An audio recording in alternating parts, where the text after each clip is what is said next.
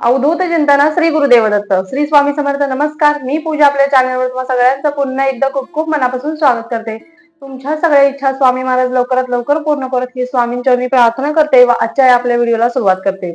बघा, दत्त जयंती लवकरच येत आहे. 14 डिसेंबर रोजी आलेली आहे ती दत्त जयंती. तर दत्त जयंती निमित्त आपले भरपूर सेवेकरी, आपले ताई दादा सगळेजण आपापल्या परीने ज्या त्यांना ज्या ज्या जमतील त्या सेवा करत आहेत.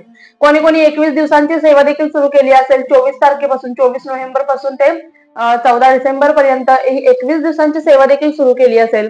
ज्यांना शक्य नाहीये किंवा काही कारणास्तव ते 24 दिवसांची सेवा करू शकणार नाहीत, ते लोक गुरुचरित्राचं पारायण करणार आहेत. आणि जे गुरुचरित्राचं पारायण करणार नाहीये ती लोक 11 दिवसाचं देखील स्वामी समर्थांची सेवा करू शकतात. किंवा बघा, आता जे आज मी तुम्हाला सेवा सांगणार आहे ती सेवा तुम्ही कमीत कमी 21, 51, 11, 21, 51 किंवा 41 दिवसांची सेवा करू शकता. म्हणजे तुम्हाला जितका प्रखर त्रास असेल तर तितकी जास्त दिवसांची तुम्ही सेवा करण्याचा संकल्प घेऊ शकता व नंतर ही सेवा करू शकता. बघा, तारक मंत्राविषयी मी काहीच बोलू शकत नाही, कारण तारक मंत्र हा स्वामींनी आपल्याला दिलेला आशीर्वाद आहे. आणि तो आशीर्वाद कसा जपला पाहिजे, त्या आशीर्वादाची सेवा कशी केली पाहिजे हे आपल्या हातात आहे. त्यामुळे तारक मंत्राचं अनुष्ठान आपण जर या दत्त जयंतीपर्यंत केलं किंवा दत्त जयंतीच्या पुढे देखील आपण चालू ठेवलं तरी देखील तुम्हाला त्याचे खूप सुंदर असे रिझल्ट मिळणार आहेत. जर तुमची इच्छा असेल तर 11 दिवसाची सेवा करा. 11 दिवसाची, 21 दिवसाची, 51 दिवसाची किंवा 41 दिवसाची तुम्ही सेवा करू शकता. जर नाही शक्य तर तुम्ही 11 दिवसाची दत्त जयंतीपर्यंत 4 डिसेंबर ते 14 डिसेंबर पर्यंत तुम्ही अशी 11 दिवसाची ही सेवा करू शकता. त्यामुळे ज्यांना ज्यांना शक्य नाही त्यांनी आवर्जून ही तारक मंत्राचे तरी अनुष्ठान करायचे आहे. आता तारक मंत्राचे अनुष्ठान कसे करायचे ते देखील तुम्हाला मी सांगणार आहे. बघा, महाराज नेहमी लंगोटावरती असायचे. तुम्ही देखील पाहिलं, प्रत्येकाने पाहिलं, महाराज नेहमी लंगोटावरती असायचे व महाराज नेहमी म्हणायचे, या संपूर्ण विश्वाची किंमत माझ्या लंगोटा एवढी देखील नाहीये. या संपूर्ण विश्वाची किंमत माझ्या लंगोटा एवढी देखील नाहीये. त्यामुळे तुम्हाला मी सगळ्यांना कळकळीची विनंती करते, महाराजांची सेवा करा, सेवेकरी व्हा आणि आपल्या पदरामध्ये जितकं जास्त होईल तितकं सेवेचं पुण्य साठवून घ्या. एक तरी आपल्या हातून सेवेकरी घडावा, याचे पुण्य आपल्याला कमवायची आहे. महाराज तुमचं बोट कधीच सोडत नाही, तेवढं लक्षात घ्या. तुम्हाला असं वाटतं की माझ्या जीवनात इतक्या आर्थिक अडचणी आलेल्या आहेत, मी काय करू, मला कोणतेच मार्ग दिसत नाही आहेत, आता सगळे मार्ग बंद झालेले आहेत. आणि महाराजांना देखील आपण दोष देतो, मी तुमची इतकी सेवा करतो, इतकी सेवा करते, तरी देखील महाराज तुम्ही मला का पावत नाहीत, मला का प्रसन्न होत नाही, माझ्या या अडचणी का दूर करत नाहीत. प्रत्येक वेळेस मी सगळ्यांना ओरडून सांगत असते की प्रत्येकाचं कर्म, प्रत्येकाचे प्रारब्ध हे सगळं वेगळं असतं. त्यामुळे तुम्ही ज्या सेवा करता ते व्यर्थ जात नाहीत. तुमच्या ज्या सेवा आहेत ना, सध्या जो तुमचा कर्म भोग आहे, बघा तुमचा पूर्ण म्हणजे एखादा तुम्हाला चटका बसणार असतो ना, संपूर्ण तुमच्या शरीराला चटका बसणार असतो, तुमच्या हातावरती निभावलेला असतो. ते त्या सेवेमुळे तो चटका तुमच्या फक्त हातावरती निभावलेला असतो, कारण महाराजांची सेवा कामी आलेली असते. जर सेवा नसती तर संपूर्ण शरीर जळालं असतं, पण फक्त हातावर निभावलं असं म्हणा. कारण तुमचे जे भोग आहेत ते तुम्हाला भोगावेच लागणार आहेत, पण ते भोग कुठेतरी या सेवा कमी करत असतात, त्याची झळ कुठेतरी आपल्यापर्यंत कमी पोहोचत असते. त्यामुळे महाराजांना दोष देऊ नका व महाराजांची सेवा करा. आता अनुष्ठान का करायचं, बघा, एखाद्याचं लग्न जमत नाहीये, एखाद्याला भरपूर सेवा करून देखील संतान प्राप्त होत नाहीये, किंवा आर्थिक परिस्थिती खूप बिकट आहे, कर्जबाजारी खूप झालेली आहे, दिलेले पैसे माघारी येत नाहीयेत, घरात एखादी व्यक्ती किंवा लहान मुलं असेल, वृद्ध व्यक्ती असतील, सतत आजारी पडतात, काही कारण सतत आपला पैसा घरात टिकतच नाही, लक्ष्मी आपली चंचल आहे, घरामध्ये टिकत नाही, अखंड वास नाही, सारखं दवाखान्यात अशा ना तशा मार्गाने पैसे निघून जात असतात. म्हणजे घरात लक्ष्मी आली ना आली, संध्याकाळपर्यंत ती संपूर्ण गायब होते.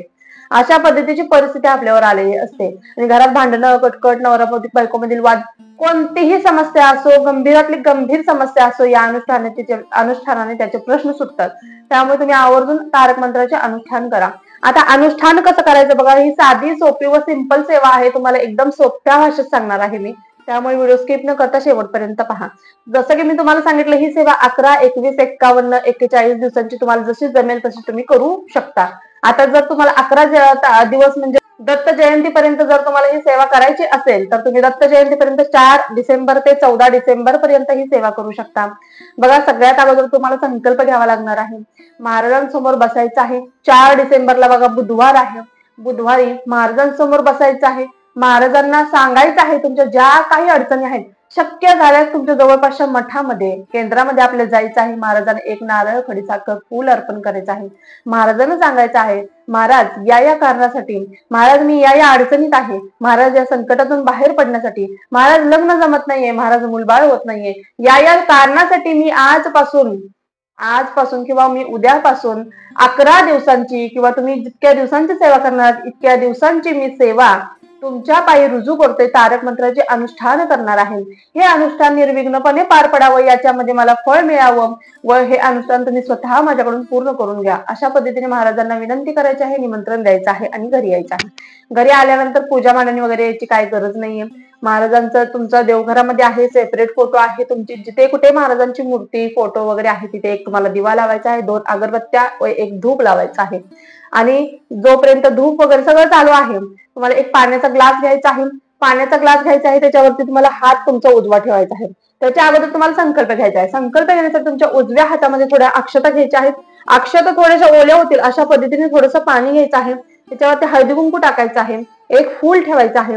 सगळ्यात अगोदर तुमचं नाव, तुमचं गोत्र, तुम्ही कशासाठी ही सेवा करताय, किती दिवसाची सेवा करताय, किंवा दत्त जयंती निमित्त मी 11 दिवसाची सेवा करणार आहे, दत्त जयंती निमित्त माझ्याकडून जितक्या जास्त होतील तितके मी तारक मंत्राची सेवा करणार आहे, अशा पद्धतीने बोलायचं आहे. तुमची प्रार्थना वगैरे महाराजांना सांगायची आहे व पळीने पाणी हातातून तामणामध्ये खाली सोडायचं आहे.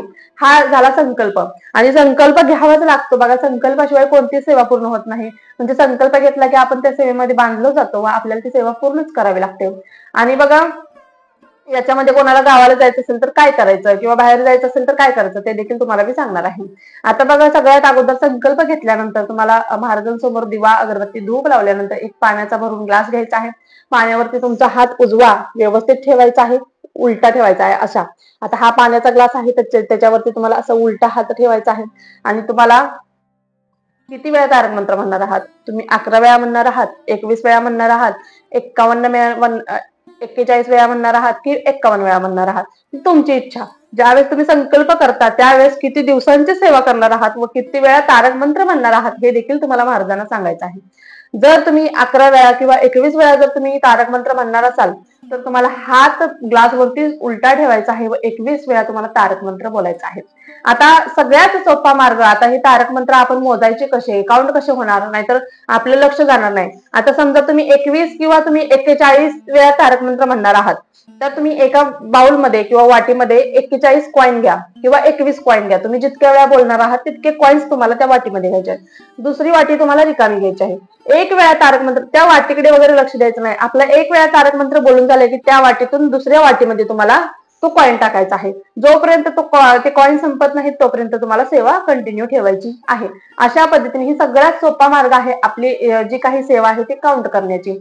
त्यामुळे तुम्ही अशा पद्धतीने देखील काउंट करू शकता. नंतर बघा, जर तुम्ही ही सेवा अत्यंत मनोभावे व शुद्ध अंतकरणापासून केली तर याचे खूप सुंदर आणि लवकरात लवकर रिझल्ट व अनुभव यायला सुरुवात होतात. तुमची सेवा पूर्ण व्हायच्या अगोदर देखील संपूर्ण बघा 11-21 दिवसांचा तुम्ही किती दिवसांचा संकल्प घेतला असेल तेवढे दिवस कंप्लीट होण्या अगोदरच तुम्हाला त्याचा अनुभव यायला लागेल. त्यामुळे आवर्जून खरंच सेवा करावं. सेवा करण्याशिवाय म्हणजे आपलं जे कर्म प्रारब्ध आहेत, जे आपले भोग आहेत ते भोगल्याशिवाय आपल्याला सुटका नाही. बघा 11 वेळा तारक मंत्र वगैरे बोलून झाल्यानंतर आणि निगेटिव्ह विचार आणायचे नाहीत, मनात कोणतेच विचार आणायचे नाहीत. आणि सेवा करताना आपल्या मनामध्ये बघा घरात निगेटिव्हिटी असेल तर आपल्या मनामध्ये विचार अर्थात येऊ लागतात आणि त्या विचारांशी कधीच गप्पा मारायचं नाही. त्या विचारांना आपल्या मनामध्ये आपल्या शरीरामध्ये थारा द्यायचा नाही, त्यांना फेकायचं बाहेर. आणि फक्त स्वामींचं चित्र आपल्या डोळ्यासमोर उभं राहिलं पाहिजे आणि सेवा करायची आहे. नाहीतर विचारांची गप्पा मारत मारत ते आपलं मन कुठे जातं आपल्याला समजत नाही. आपण जिथे राहतो तिथे राहतच नाही, दुसऱ्याच गावी असतं आपलं मन. असं करायचं नाही. त्या विचारांना थारा द्यायचा नाही आणि पूर्ण पॉझिटिव्ह एनर्जी जितकी जास्त जमेल तितकी पॉझिटिव्ह एनर्जी ओतून तुम्हाला ही सेवा करायची आहे. म्हणजे ज्या कारणासाठी ही सेवा करतोय ते काम माझं पूर्ण झालेलं आहे. मी माझ्या संततीसाठी सेवा करते, माझी इच्छा पूर्ण झालेली आहे, लग्नासाठी करते, माझी इच्छा पूर्ण झालेली आहे, अशी पॉझिटिव्ह एनर्जी ओतून ती सेवा करा. बघा तुम्हाला त्याचे 100% रिझल्ट मिळणारच आहे. आता बघा ज्यांना मासिक पिरियड्स वगैरे आता येतील, आता समजा 4 तारखेला आताच तुमची डेट आहे आणि आम्ही सेवा करायची होती, आम्ही काय करू, तर तुम्ही ज्या दिवसापासून सेवा करू शकता त्या दिवसापासून करा. दत्त जयंती झाली तरी पुढे जाऊ द्या दिवस, काही हरकत नाही, काही सुद्धा हरकत नाही. तुम्ही सेवा करा. आणि मध्येच तुमची सेवा सुरू असतानाच पिरियड्स मासिक धर्म वगैरे आला तर ते 4 दिवस स्किप करायचे आणि नंतर तुम्हाला सेवा कंटिन्यू करायची आहे. आता या 4 दिवसात काय करायचं बरं? युट्यूबला लावून द्या, श्रवण करा. युट्यूबला लावून द्या, श्रवण करा. म्हणजे सेवेत खंड पडल्यासारखं देखील होत नाही. श्रवण करा. बाकीचं काय करायचं नाही. ग्लास वगैरे पाणी वगैरे काही घ्यायचं नाही. आणि बघा अशा पद्धतीने तुम्हाला सेवा करायची आहे. जो ग्लास मधलं जे पाणी आहे, आता समजा एखादी घरामध्ये आजारी व्यक्ती आहे, त्या व्यक्तीसाठी तुम्ही सेवा करत असाल तर त्या व्यक्तीला हे पाणी प्यायला द्यायचं आहे. घरामध्ये सगळ्यात थोडंसं पाणी शिंपडायचं, टॉयलेट बाथरूम सोडून सगळीकडे थोडं थोडं पाणी शिंपडायचं आहे आणि नंतर तुम्हाला त्या व्यक्तीला पाणी पूर्ण प्यायला द्यायचं आहे. बघा कधी कधी असं होतं की त्या व्यक्ती तो पाणी असतं ना, ते पाणी साधं सुद्धा राहिलेलं नसतं. ते अद्भुत असं दिव्य व अभिमंत्रित झालेलं पाणी असतं आणि त्या पाण्याचा सुगंध हा वेगळाच येत असतो. तुम्ही कधी अनुभवलं नसेल तर स्वतःसाठी कधीतरी सेवा करा आणि तुम्ही स्वतः ते पाणी पिऊन बघा. तुम्हाला त्या पाण्याचा वास येणार. वास म्हणजे कसा? ज्या पद्धतीने स्वामींच्या विभूतीचा वास येतो, वास म्हणजे काय? सुगंध येतो. त्याच पद्धतीने तुम्हाला त्या पाण्याचा सुगंध येईल. त्याच्यामध्ये महाराजांची विभूतीच आहे, महाराजांचीच विभूती आहे अशा पद्धतीचा तुम्हाला भास होईल. आणि ते पाणी इतकं चवीला लागतं. तुम्ही एकदा ट्राय करून पहा. आणि ज्या व्यक्तीला बघा बाधा वगैरे असेल, त्या व्यक्तीसाठी करत असाल तर त्या व्यक्तीचं नाव वगैरे घ्यायचं आहे. मग तुम्हाला सेवा करायची आहे की या व्यक्तीसाठी, हिचा हे गोत्र आहे, या व्यक्तीसाठी मी सेवा सुरू करत आहे. त्या व्यक्तीला पाणी तुम्हाला प्यायला द्यायचं आहे. असं केल्यामुळे तिच्या शरीरामध्ये जी काही निगेटिव्हिटी आहे, वाईट बाधा आहे, ज्या वाईट बाधून तिच्या शरीरामध्ये घर केलेला आहे, तिच्या शरीरावरती ताबा घेतलेला आहे, त्या मंत्राच्या प्रभावाने त्या पाण्यामुळे ती शरीर सोडून जाण्यास आपल्या महाराज तिला प्रवृत्त करतात व ती व्यक्ती लवकरात लवकर ठीक होते. त्यामुळे आवर्जून ही सेवा करायला अजिबात विसरू नका.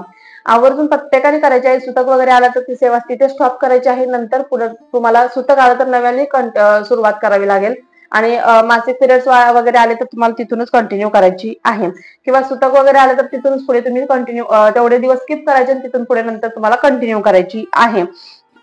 बघा त्याच पद्धतीने या सेवेमध्ये नॉनव्हेज तुम्हाला पूर्णपणे वर्ज्य करायचं आहे. आता तसंही आपण मार्गशीर्ष महिना सुरू आहे, कोणी देखील नॉनव्हेज करणार नाही, तरी देखील नॉनव्हेज वर्ज्य करायचं आहे. कारण आपल्या घरामध्ये असे काही महाभाग असतात की ते काही केल्याने ऐकत नाहीत, पण त्यांना खायचं तुम्ही त्यांना खाऊ द्या, तुम्ही खाऊ नका. जे सेवा करणार आहेत त्यांनी अजिबात खायचं नाही. त्यामुळे स्वामी सेवा करा. आपलं बोट स्वामी महाराज आपले नेहमी पकडून ठेवत असतात. आपण जरी कधी बोट महाराजांचं सोडलं तर महाराज कधीच आपलं बोट सोडत नाहीत. त्यामुळे ज्या मार्गावर महाराज आपलं बोट धरून चालवतील त्या मार्गावर चालावं, सेवेकरी व्हा, स्वामी सेवा करा, स्वामी सेवा करा. इतकंच मी तुम्हाला सांगेन. कळकळून इतकं सांगू शकते मी, अजून दुसरं काहीच करू शकत नाही. त्यामुळे प्रत्येकाने करा. ज्यांना गरज आहे त्यांच्यापर्यंत नक्की हा व्हिडिओ शेअर करा. आणि जरी तुमची इच्छा नसेल शेअर करायची तर तुमच्या मुखातून त्यांना सेवा द्या, त्याचं पुण्य तुम्हाला लाभणार आहे. व्हिडिओ आवडला असल्यास व्हिडिओला लाईक करा, शेअर करा, सबस्क्राईब करा. पुन्हा एकदा भेटूया अशाच एका नवीन व्हिडिओ सोबत. तोपर्यंत झालेली सेवा स्वामींच्या रुजू करते. श्री स्वामी समर्थ. धन्यवाद.